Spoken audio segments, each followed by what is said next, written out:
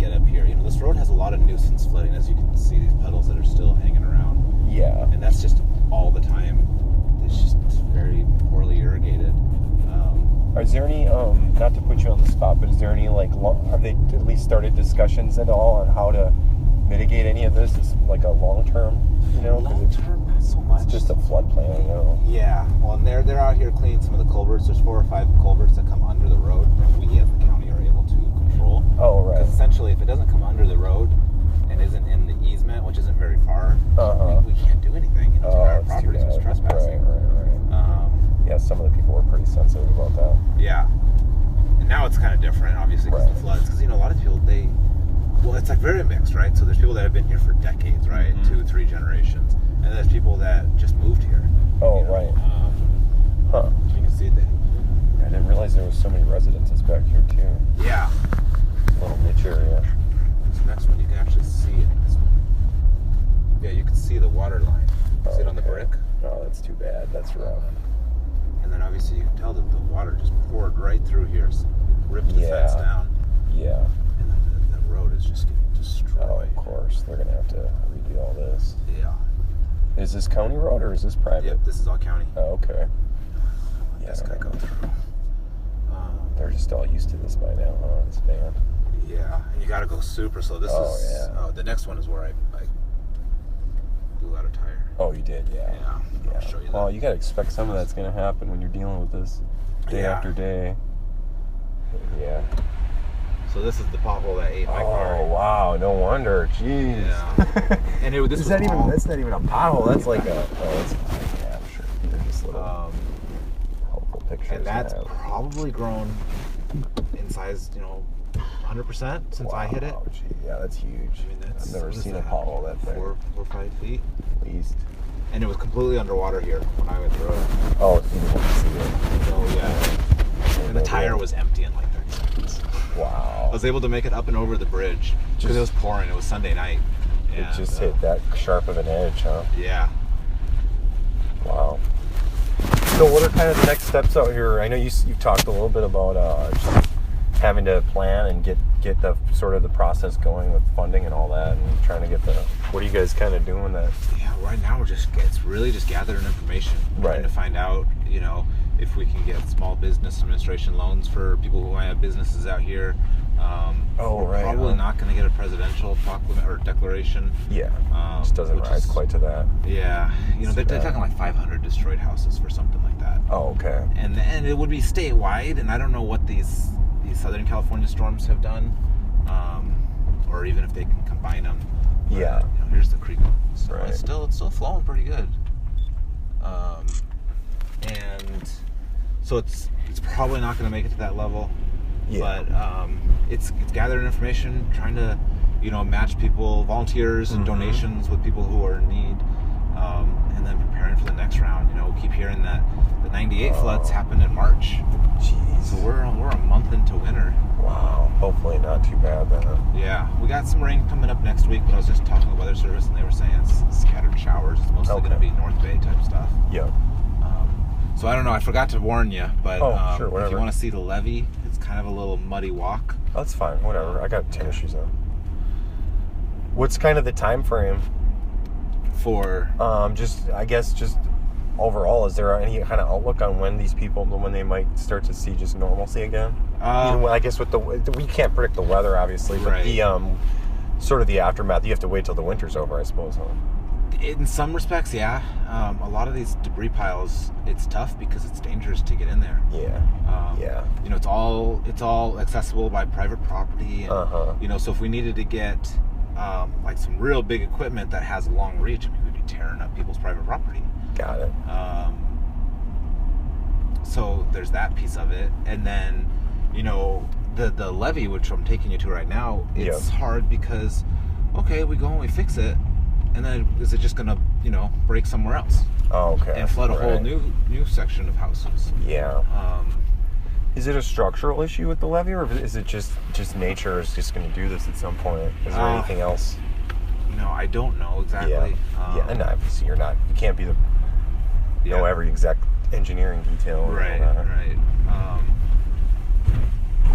it's really hard to say. Yeah, I'm sure that's a long-term thing too. Yeah, and in reality, probably the entire levee needs to be maintained in some way. And it's I hate to say this, but and I'm not trying to push off the blame or the responsibility, but it's just like well, whose responsibility is that? Right. That's one of the big questions. Like, well, we as the county, we need to do emergency protective measures to protect people who have no control over the levee. Really. Yeah. And I was misquoted by someone. I think it was K.I. or something. So I'm not misquoted, but the intent of what I said wasn't there. Sure. But basically, is if the helm we just passed, they're the owners of the levee. Oh, okay. And if they said, you know what, we don't care, our house will dry out, we'll fix the levee come July, and they were the only house that was impacted, we'd say, okay, great. Take care of it. You're the only people that are impacted. Right. It's like living out in the mountains. Right, but it's the people that don't own the levee that have no control over it. Right. I didn't realize it was private. Yeah, I didn't either. I didn't know that was normal. I thought that there was, county easements and controlled by with waterways and dealing with fish and wildlife. Yeah.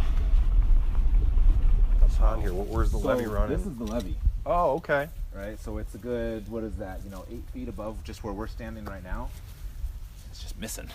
So that's pretty much it. So we're not 100% sure of what happened.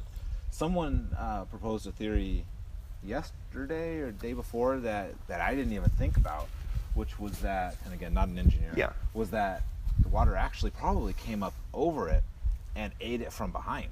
Oh, wow. And that's why, there's no big piles of mud back here.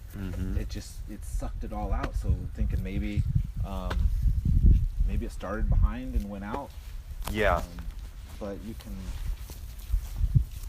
it's grown in the last two, It's fine. The last two events. But you can see all the squirrel holes, up there, right? Yeah, look at that. And after the first one, there was actually one that almost went the whole width of it, and it was just cut in half. It was kind of like looking at an ant farm. Oh, and it was just the squirrel hole, and it tears them up. Yep. Jeez. The other possible theory that we're not sure, I'm not really sold on it, is this pipe right here. We think that might have been going through the levee, and could have caused some kind of agitation that exacerbated it. But we don't know. Yeah. I mean, it's all the way up there. I kind of feel like maybe it used to be there, but I don't think they went swimming and pulled it out. This is wild. Yeah. Jeez. I know. Isn't this just? We saw from the drone. And we were like, oh my gosh, that's a major break. And then we came and saw it. I was like, that is. I know it looks significantly worse in person. It does. Yeah. Look at that. Wow. How deep has it been measured? I don't know how you can even at this point. The depth here, we don't know. We just threw rocks in it to try to see. Oh yeah. But it's gone down a little since yesterday. Oh gosh, since yesterday. Right. And I think it's a good 2-3 feet deep at the deepest. Jeez. You can see it. I mean, the creek's still rolling right now. Yep. Here, come check this out too. Yep. You get a good little view from up here. Cool. Slippery. Oh yeah. You guys got your little trail here. This is where we were with Representative Smelly yesterday too. Oh yeah. We did most of the little sound bites.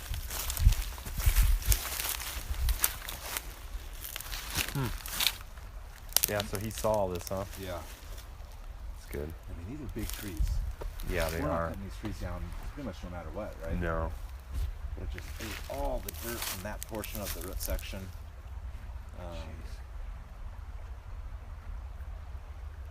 Yep. So essentially, it's on them right now, though, the homeowners, the cleanup or whatever, the fixing of it, or is there a possibility of getting some funding for the?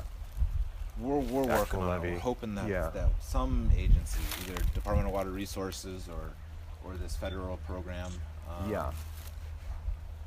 can help us help them, basically. Right. Which helps us. Right. And it's just slow going because we're not the only ones. Pajaro's having issues. Oh yeah, right. And from what I've understood, there's a lot of work being done in the Pajaro by the county. But the reason they're able to do that is because there's some kind of infrastructure that goes underneath it. There's a water pipe or a sewage pipe or something. So that kind of like the culverts on the road, that gives them the authority to go in there to protect that critical infrastructure. Okay. Got it. Interesting.